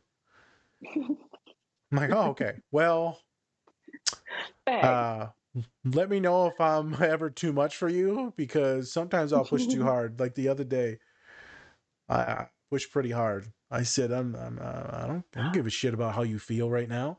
She said, what are you talking about? I'm not trying to make you feel better. I'm telling you some things, and I'm making sure that you are going to win and succeed in what you told me the very first days, that you wanted to graduate with a PhD and fuck your professor. I said, that's the plan. So I'm going to get you to that level. So I will not just be nice to you to be nice to you. And I said, oh, well, I thought you were just trying to be nice. And I'm like, no, I'm being real. I seen their face. They were like, what the fuck? See, you do a different approach. I'll ask in the beginning of the session, I'm like, okay, are we venting today and I'm listening? Am I giving you tools and skills at the end, or am I being hardcore and relatable? Like, my name is the relatable counselor, so I make sure I add that into each session. But how much do you want me to add it into the session? So I ask in the beginning, okay, how we feeling first before you get me? And then, oh, go ahead, bet. Opening the door. You ready for this? I got you. All right. Well, it's the best part, though, because I want confirmation of how you want this to go. So if it goes that way and you're not pleased, I'm like, well, you told me to do it, so I still got your money. Oh, Jesus. He wrote it down. Got your money. Yeah, I got your money. Well, this is the check, or this is the stub. No. What you do is actually perfect. For those of us that are paying attention, this is really good for relationships. I teach this to a lot of my men. Like, bruh, ask for consent. Like, we everything consensual around here, son. They don't ever act like that. I'm sorry. It's all consent. You got vanilla ice over there? Consent, son. Consent. Oh, I feel like Triple H right now.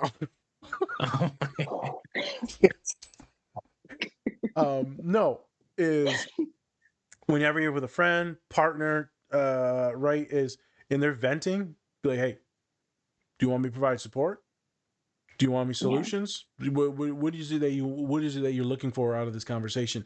You can ask that when you feel like it's your time to respond. As a neurodivergent individual, do not feel scared to ask that. Because they could just be like, I just need someone to talk to. And then they lay your head on you, and then you just kind of chill and vibe out in the moment. Or they'll be like, maybe I'm ready for some advice. And then you can go into advice giving if you get consent. And so as a counselor, that's a really good way to be relatable. He's like, all right, what's up? What up, though? What's going on? What are we doing? And they're like, you will not believe the tea. I just had someone, I had to cancel a meeting for Friday. That's literally how it goes. I just had a client email me all the tea. I was like, ooh, I got to respond to this. And so spicy. I had to. But so there's different ways to go about it. Because I read so many microscopic things and gestures, tone of voice, my neurodivergence just is able to exude things. I can tell where we're going.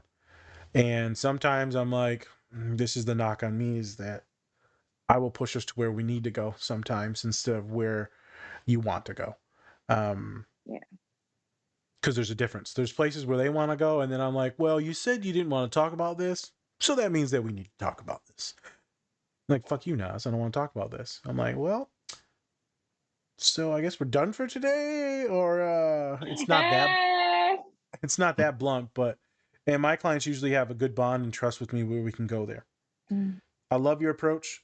And I love that it's authentic and real, and it's also them choosing on where things go. And at times with me, I'm like, I'm the one with the degree. We need to go somewhere because the goal was to get you to prime, to alpha. And so that's where we're going. And to do that, we need to go through this trauma. There's the fear and deaths part. So he says, I'm not afraid of dying, but I'm afraid of getting close to people. A lot of clients that I work with, a lot of women that I work with, they're like, I'm done. I'm done trying to get close to people. I'm done trying to make friends. I'm done trying to find the right partner. A lot of my neurodivergent clients, they're just done with trying to connect to humans, period, because it just blows up. And I'm like, you need to find other aspect people, other neurodivergent people. You don't understand. They're like, where are they? I said, we're at Purdue University. They're all autistic. Just, you're running into the wrong ones. I feel like most of us will go through this if we've had a few bad relationships or deep losses. You don't want to connect anymore. You just tapped out. And I feel like I'm not going to shit on it. Whatever you got to do to protect yourself to get to the next phase in life, if you got to shut people out, fuck it. Just do it. I will never shame you for that. Like some of my single moms that I work with, we're shutting a bunch of emotions down because we just got to get through it. Whatever it is, and we just got to get through it. I'm cool with it. But I will teach students that doing that long term, I think, is not good. Because, you'll be protected and you'll never hurt and there'll never be any pain. But you'll never also feel that big love and joy, platonic or romantic. And in that coffin of safety, your heart will die. And because what you really wanted was connection. But I've changed. I'm like, did you though? Did you? I find that my clients really think they can shut everything off, but they really can't because they still want to connect. And they're just tricking themselves for a while. It goes okay for a while, but long term, it's not a real thing. I would hate for the people to be disconnected from everything for a long period of time because what's the point then? And now you're just going to be sad? Or maybe you'll have money and all this other shit, but what you wanted was connections. It's an interesting thing. Me and Spence talk about this type of stuff with relationships, emotions, what's the meaning to life and all that. And I add that into therapy. Because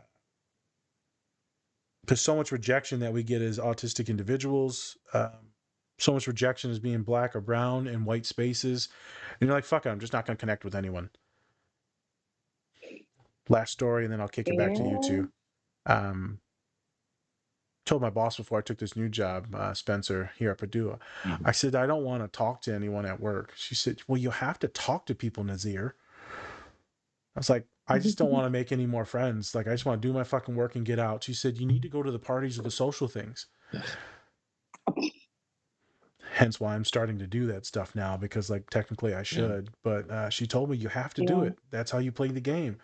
It's like, I don't want to play this game. I don't.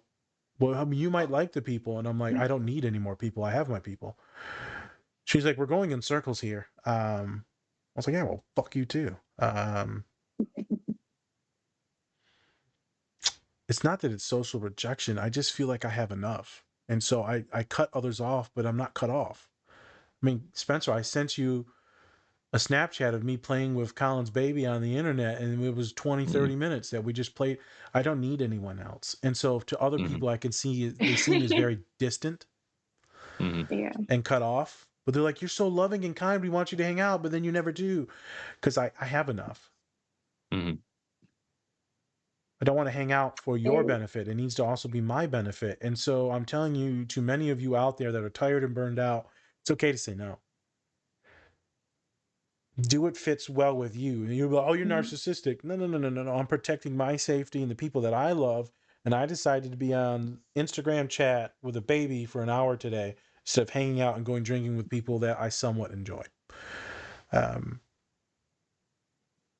So if you're neurodivergent, maybe that's playing with your toys, maybe that's knitting, crocheting, maybe that's playing video games, maybe it's reading a book and getting lost into it, maybe it's having a visual like Mandii and kind of zoning out, dissociating, and like gassing yourself up to where you're safe.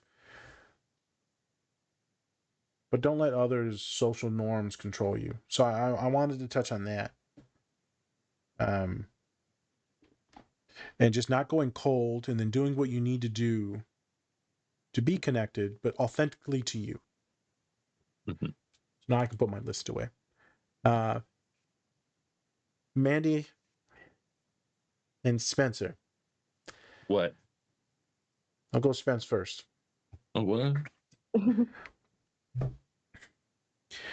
What do you think about this? No, because you're super nerd. Let's go with Batman.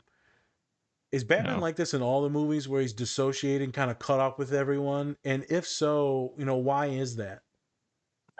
Because he doesn't want people to be hurt around him. Because he thinks that if they find out who his identity is, then the people that he loves will also get hurt. Right. I think it's that. And I also think it's like we kind of said before, he's already been hurt by a criminal in his past, by when his mom and dad were killed. And so now it's like he has this thing where it's like if he gets involved with anybody else, then he feels like he's going to get hurt once again, get that emotional connection. Is gone now because of his parents. And so that's why he was so frantic about Alfred. He was trying to call up his penthouse and be like, Alfred, because he doesn't want to lose Alfred. Right. And that's like one of the first times we actually see him actually being emotional. Right. So we actually see him being emotional and being frantic. Right. Because he's about to lose the only other person that he's ever really loved. His father. His father. And so, I think it's that, and we see it so many times, whether it's in video games, animated cartoons, or even in the Christian Bale ones. Like he's always trying to just be disconnected and not be Bruce Wayne, but rather just be Batman, because Batman can be on his own. He doesn't really need anybody else, really. I mean, he does have help here and there with other people, but at the same time, Bruce Wayne is the social billionaire that has to, connect with people and have to really kind of be with others. So, yeah, that's my take on it. Mandii, how would you, Batman aside, but Batman, how would you, if you're working with a client, how would you help them get to the point where they could start to think about connecting with humans again? Because you're not just going to get them to do it. They're not just going to be like, oh, fuck all my trauma, I'm going to make friends today. That's like not a thing.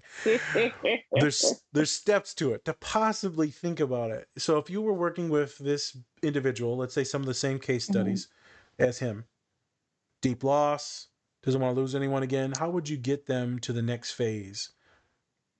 I know I got you on the spot. I'm sorry. You're highly intelligent. I Otherwise, I chuckled wouldn't have at asked. first because I'm like, I don't like people either. So I feel for the Bingo. Fuck all y'all. Fuck you. I mean, okay, like personally speaking, like I love people, but I hate people because I know that you can think logically, you just choose not to, and that's what pisses me off about people. So I hate people. And of course, we're selfish beings. I do. My nephew's awesome. See, because we're very logical individuals. We're emotional too, but like there's, logic makes sense to us.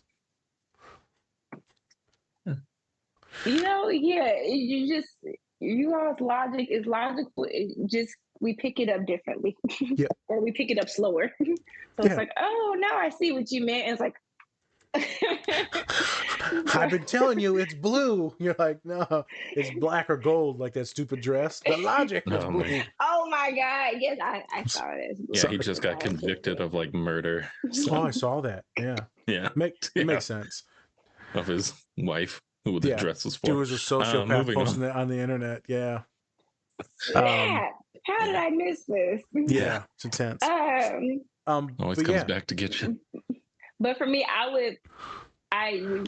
would usually validate that person for not wanting to have that interaction, And then I would say, what do you need to have it? Like, what attributes or requirements are you needed to have that platform to connect with another person? Is it like you need to be in a certain space? Do they need to dress a certain way or talk a certain way, have something in common? Like, what is it to where you're comfortable to even having a conversation with another person that you do not know or doesn't know you? And it's just like, it's like preschool, making friends in the first day of school. Like, what do you need? Is it a juice box? Is it a shot of tequila? Let me help you provide that. You know, In preschool. I mean, Damn. look, believe You're in it the or real not, the streets of way to make Chicago. friends, go, you know, Hey. when you go, you can't lie. If you go to a bar, you done met your new best friend. And No, there you're it talking is, about a bar. okay? You can't go from You preschool just on this. said preschool. Yeah, you know. I'm Yeah. just saying, I'm going based off what Did you I learn know your in my life. ABCs today? I sure did.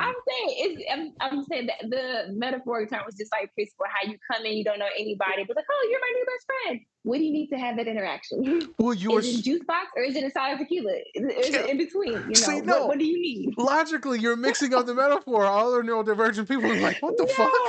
I'm going from I get you. You're using as an analogy. from a childish state of mind, or do you need to be all Got right? it. Do you have to be tipsy to even want to be in a space with someone else? Like, Go ahead, what do you need? We do not support drunk preschoolers on the Different Spectrums podcast. We do not associate with Mandi's views on drunk preschoolers. Yeah.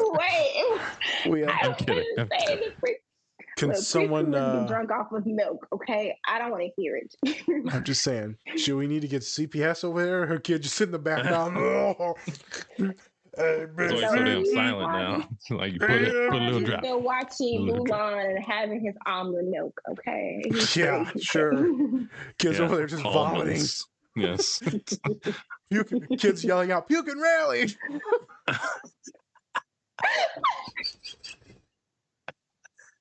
Oh God, I'm glad he's not talking and hearing that. Thank God. Wait a minute. So I want to dive into what you said because I want to validate that. Yes.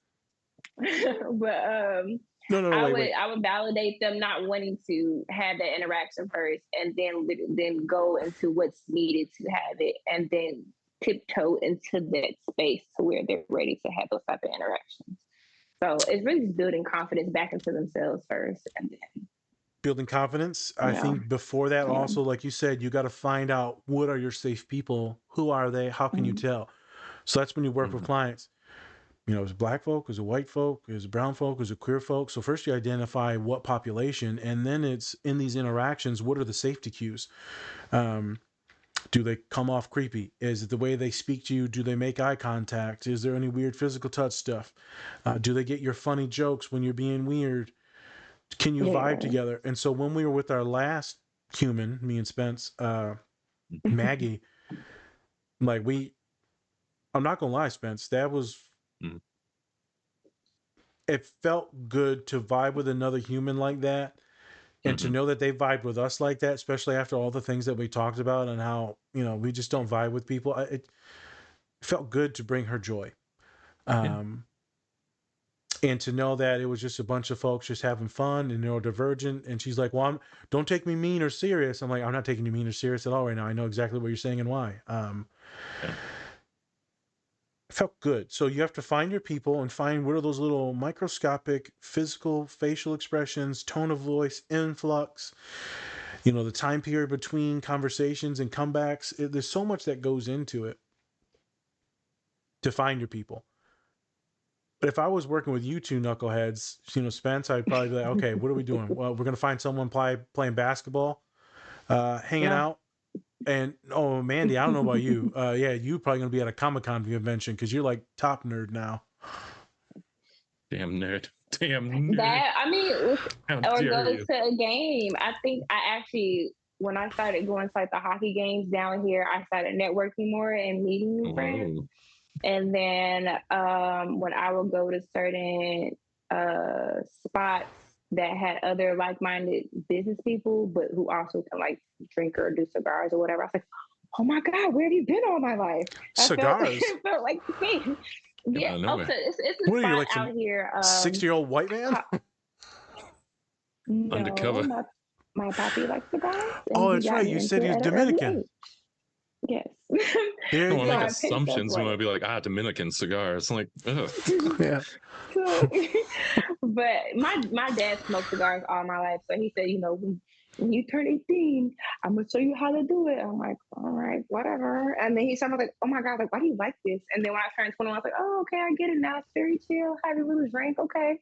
I do it once a year. I had my once a year graduation. I'm fine with that. There you go. But He's there like, is a cigar spot down here where you don't have to smoke, but there are other professionals there that like to unwind. And I never knew it existed until one of the professionals brought me. And I was like, oh my God, I can be myself around other people who are in the business world. I was like, where did you find this place? They're like, it's been here. Like a lot of people just don't come at this time because they're either working with family or something of that nature. And they all come at this time to decompress. And we all were like, I was like, oh yeah, yes, totally. I was like, I'm coming back. So that's yeah, like probably that was my one cue. version of Mandii that comes out, not all. One version, because the version that we see here today is counselor / nerd / fan girl, where that one's probably a little bit different, right? Oh yeah, different So versions. it's good to think about that. Is there's different versions that we all show, and different versions that you can unwind with and have fun. I'm going to stereotype Pops right now. He's like, "Get okay, Mia, come over here, we're gonna smoke." Literally. Yeah, I know my races. I'm glad you do. I know them. We'll back take of my shots. hands. But my dad, I won't get him into too much detail as his youth because it's very bad. But when he turned into an adult, he became Chicago Police Department. He just retired last year after 25 years. Oh, wow. And so that's how I catch myself doing what my dad is. That's what he used to decompress in Chicago, be around professionals and smoke cigars and stuff. So I kind of picked up on it down here. But yeah, I learned from him how to interact in different spaces. Like we can go to the block and he'll kick it with everybody, and it's like another normal. He can go, which we have a ranch. We'll go to a ranch and deal with the animals and stuff. Another way of decompression and connecting with people in that community and go to the rodeos and stuff. It's just, he taught me to have multiple outlets and to have different spaces of myself in them to where I feel safe and not just one spot. So if one spot gets compromised, I know I can run somewhere else and still feel equally safe and around those people. So I typically preach have more than one space that you can be in. It's definitely good to be aware around it, but don't like overextend yourself. Pick 3 to where outside of your home, like you can go to. And so I picked that up on him. So that's like my dad's story. I'm done with the block. I can go back home and be on the block, but everywhere else though, you can catch me. You can catch me at a Comic-Con. No, you can catch me at a bar. No, only blocks you play with now is Legos. Bar No, Comic-Con. you trade in your blocks for Legos. Yeah. It doesn't mess with Legos. We are into different type of dinosaurs blocks. right now. We are in dinosaurs and trucks. I like dinosaurs too. So, yes. Oh, by the way, that 65 movie that came out with Adam Driver, I love fucking dinosaurs. Yeah. It wasn't bad. It wasn't bad. It wasn't awesome. At first I was very suspect. I was like, why do we need another dinosaur movie? Awesome. I'm not watching it. I actually liked it. I thought the story was kind of cool with the girl, and it had a very good spin at the end of it, which I would have never seen coming. On why it's called 65, and I'm like, what? Okay, never mind. Asteroid. Today. Asteroid. It's pretty good. I just gave away pretty much the spoiler. So the whole movie. Thanks a lot. Appreciate that, Spencer. Yes. Now you see how I done therapized the shit out of Mandii today. You know what I'm saying? I'm good at my job.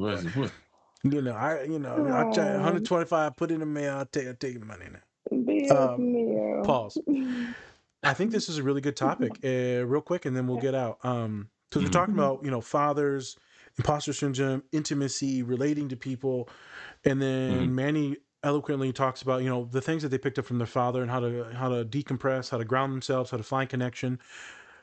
Doesn't have to be father, could be moms. But what are some things that you've taken? It could be on anything. What are some things that that you've picked up from your parents?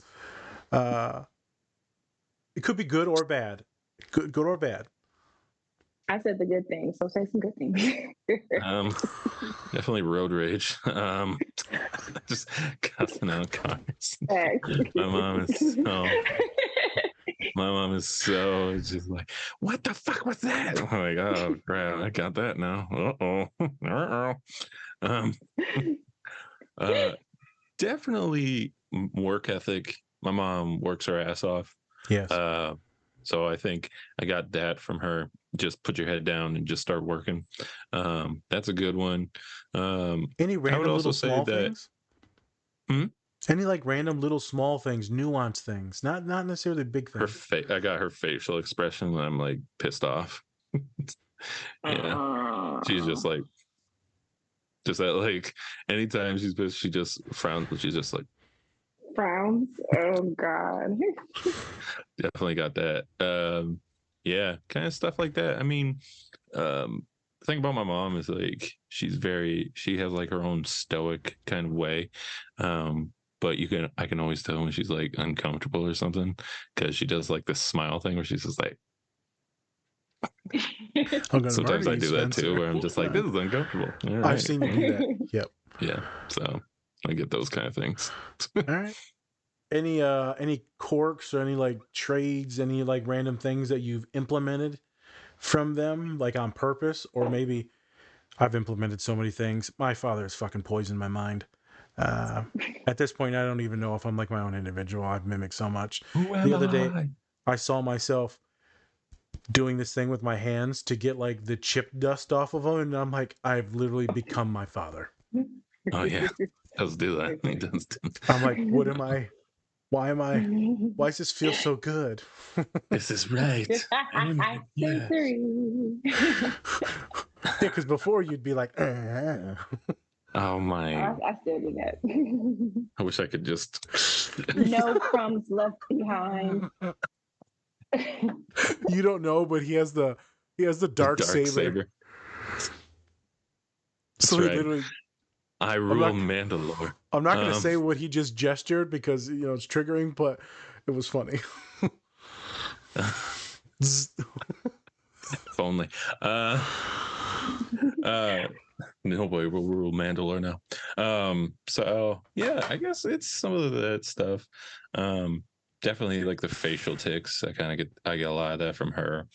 My mom's Irish German, so it's like when it comes to like emotions, it's like either nothing or everything. Oh, that's no in between. I'm trying to do better with that, but at the same time, I'm also like, yeah.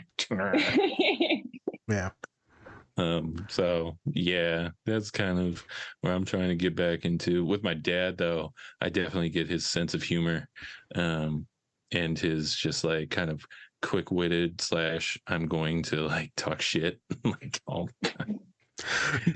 He's a Christian man now, so it's different, but not really. You're a sinner. Lord, forgive him quicker. Yeah. You're all sinners. Sometimes it pops out. I'm just like, oh God, he's just such an instigator. It's hilarious. And of course, I'm an instigator, so yes, it's fun. Oh, well, then you picked that up. Yep, I love it's so much fun. Oh my God, getting people to like their peak, like pissed off is just. You should see what he does with his girlfriend when just ticking on her anxiety. Or my best friend Colin, I'm like, stop doing this to your wife. So yeah, you're gonna go make me a sandwich, girl? And she's like, oh my God, I'm gonna murder you. And he's like, I don't even want a sandwich. I just ate. I'm like, why do you fuck with her? That's terrible. That is the quickest way to getting punched. Oh my God. One thing, she hates spiders, so she's like, I saw something on the wall. I was like, it was probably a spider. She's like, why would you say that? Why? Yes, why would you say that? It's funny. She's it's not though. It's scaring her. Like... Scaring her is the best. So fun. It is fun. Menaces of society. Oh yeah, I'm not a good person, so yeah, I don't care. You're not looking at two good people here. No, I am not the relatable counselor. Batman's in the background. Yeah, there you go. Yeah, that's cool to see. The authentic selves. A ton of things from pops, from moms. We've talked about many times in the past. Good things, bad things, mannerisms, characteristics, sayings. tenacity, empathy. Last story, and then we'll close up probably. Colin texted my father an image. I think, yes, an image of the baby. And this was like a month ago. And I forgot about it, right? Because he texted me the image too. I didn't know that he sent it to my father. And I finally opened up the thing and I said, Jesus, dude. He said, what? I'm just sitting here crying in my office. I can't remember what it was, but it was just so beautiful of the baby that I started to cry. And then I came home, told my dad like 2, 3, 4 days later, and I said, hey man, Colin ever send you a picture of this one thing? He said, yeah. And he said, man, he said, I cried so goddamn hard when he sent me that. I know. And so my dad texted Colin immediately. I cried. And then Colin tells his wife that both of us cried at different times. And then she goes, why do you two cry so much? Oh my God. Oh. And I'm like, you can say, and we're deeply emotional people, and massive hearts that lead us to do good things, to maybe do bad things at times.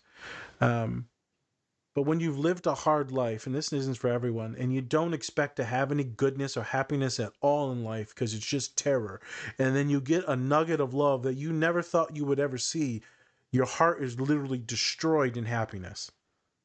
Yeah. And I think people don't understand that, and they'll be like, you shouldn't be crying. I'm like, no, these are happy tears. Yeah. The thing that I'm seeing right now brings me so much happiness. If I could die in this moment, I'm so happy. And I think that's one thing I got from my pops, because I remember being in a movie theater with my mother when she was alive. It was probably 2007. I'd come back home from college in Detroit, and I'm crying watching The Soloist. I'm like sobbing watching Jamie Foxx play the violin and Robert Downey Jr. as the journalist. And she goes, "What's wrong with you?" It's like, what the fuck does that mean? She's like, "Why are you crying? What the fuck is wrong with you?" Wow. And I'm like, okay, interesting. But yet, if I can do that with dad, dad's like, fuck it. His kid's having a meltdown. I have a meltdown. It's an emotional scene, right? Pops gets emotional with almost every scene in the movies. So it's amazing how some parents can validate and others can just demolish your soul, and you think that you're fucked up. And I remember talking to the boss at my old school at St. Mary's, and she goes, Nazir, you have a lot of mirroring neurons. I said, what the fuck is that? You're talking shit, huh? I'll stab you. Stab you You real look like good. a mirror. What? God. Don't get stabbed, white lady. Mirroring neurons. Once again, I'm just going to say this. We do not condone Right, we don't stabbing on condone the this. Different Spectrums podcast. If you're not condoning preschoolers drinking, don't condone stabbing. I'm glad you said that. It needs to be said again. Yeah. We have to have that reminder at least once every podcast about stabbing. So, And she goes, and this is what I end up. She goes, mirroring neurons. So some of us have more neurons that mirror other people's emotions, and so you may fall apart quicker. Many of my clients, I could just tell a story and I can change the inflection of my voice and they'll tank in my office, or they'll just, they can tank to anything. And some other people, stoic, completely unfazed. So I found out I wasn't crazy and I had a ton of mirroring neurons. That's why I cry to certain things, movies, songs, emotions. I pick it up from other people. Like when I see someone else do that, like that deep breath in when they're going to cry, I'm like, oh no. I'm tanking. Baby girl, no. Sometimes I don't feel like crying at all, and I'll be like, squirrel. And they'll be like, what? I'm like, let's talk about. Feel that. Oh, I do it all the time. You want to regulate someone real quickly? Yeah. What you got to do the rest of today? I forgot. You said you got lunch with homegirl and you got tests coming up. And then, oh, yeah. So if you ever want to regulate someone, get them to talk about what step by step what they have to do the rest of the day. Completely regulate them. Tomorrow. I was like, wait, what? Yeah. Sometimes, or this is a joke, but like they're getting ready to cry and be like, let's talk about how your boyfriend cheated on you yesterday. Because I can't deal with your trauma. I'm joking. That's not a thing that's ever happened. That's not traumatic in itself. Oh my God. Yeah, I know, but at least they'll stop crying, then they'll just be angry. Yeah, it's just like remember. Or a mixture. Or a mixture of both. Okay, let's talk about. I can't think of nothing but bad You stuff can't right even now. think of anything good. No, it's all so bad. messed up. Well, I got one client that I can just say the word turtle and she sees a turtle in her head, so that usually helps. I'm like, turtle, good. and she's like, turtle. Like Master Disguise. I'd be like, Harry Potter, Harry. All right. Yeah, I would totally do that. There you go. For sure. Well, with you, it'd be easy. I'd just be like, hold up one of my stuffed animals. You'd be like, oh. See, there it is. Yep. Works like a charm. Didn't even mean to do it. It wasn't even. See, there it is. Yep. I bet money you could do like a 20-minute rant on each one of those. There it is. Yep. It actually makes noises. Does he? Does it really? Yeah, but it doesn't shut up for like a while, though. Oh, We killed it. you killed the chicken. Yeah, I like chicken.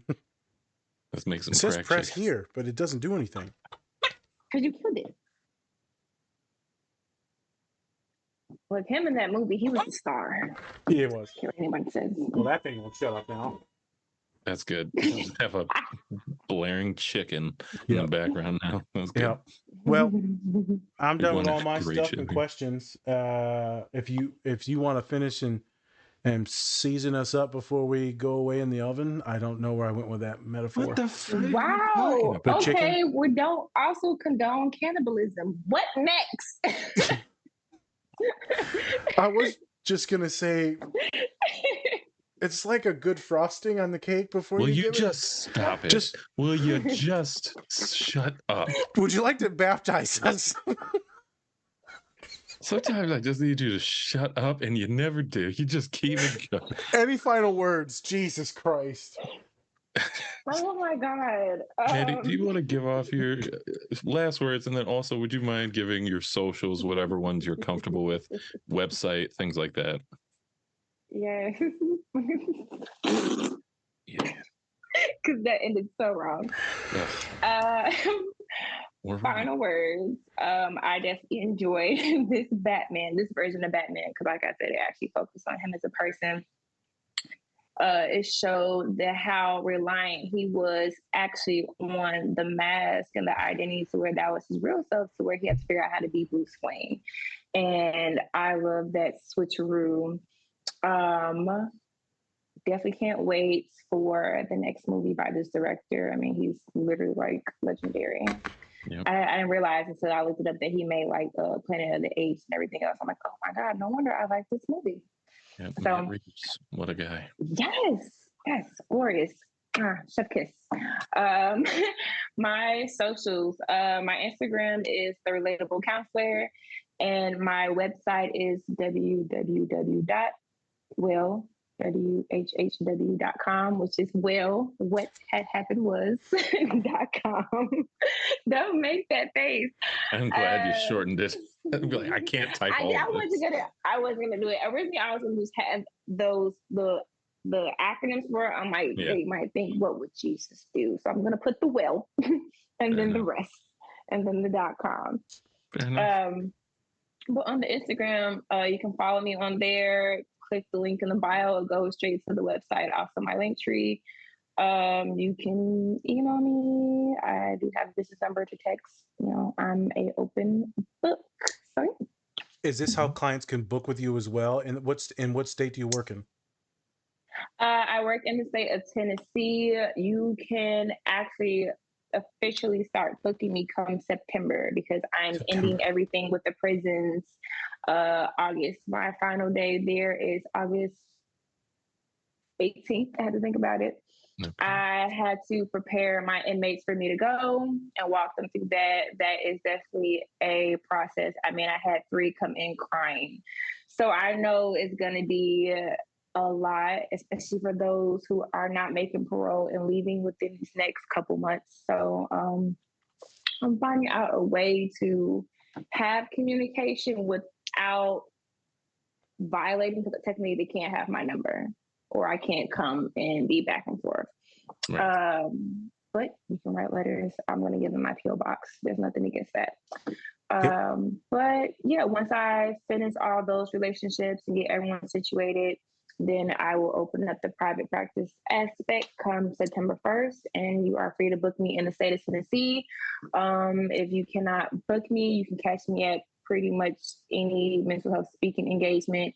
There are not a lot for the Black and Brown community, so I do help set them up. I do facilitate it with other people, Black Mental Health Alliance, Black Health Tennessee Initiative, Nashville Thrives, etc. So anything dealing with low-income Black, Brown communities, pretty much expect to see my face. Okay, point blank, period. Okay. Or if you like sports, catch me at a game. You will probably see me screaming my head off. Just saying. Nice. Catch me outside. How about that? Sorry. Literally. I like to With make that, Spencer thank you cringe. so much for coming on, Mandii. Jesus. Thank y'all for having me. Thank you so much. Appreciate you. Definitely would love to have you back again to nerd out. It'd be fun. With that, go check out Bubs Naturals, Cure Hydration. Also go check out our Pinfinity website, and then also go check out Silver Dollar Candle Company. You can get discounts off of Bubs, Cure, and Pinfinity. Just go to our link tree or use the code DSP and DSP20. Also go check out our self-help resources, so that all free, but at the same time, if you leave a tip, that would be great too, because Nas put some work in. It does help. And then go check out our merch. We have some really cool things on there. And with that, I'm Spencer. That's Nas. This is a Different Spectrums podcast. All right, everyone. Take care. Much love. And I blew it. But yeah, take care of yourself. Or don't. It's up to you. No, I'm sorry. do. No, it's up to them. It's up to them. That's how we end it. It's up to you. They have the choice. Is it? You have the choice to be. Never mind. Racist. Fuck. Bye. Choices. I shall rule Mandalore.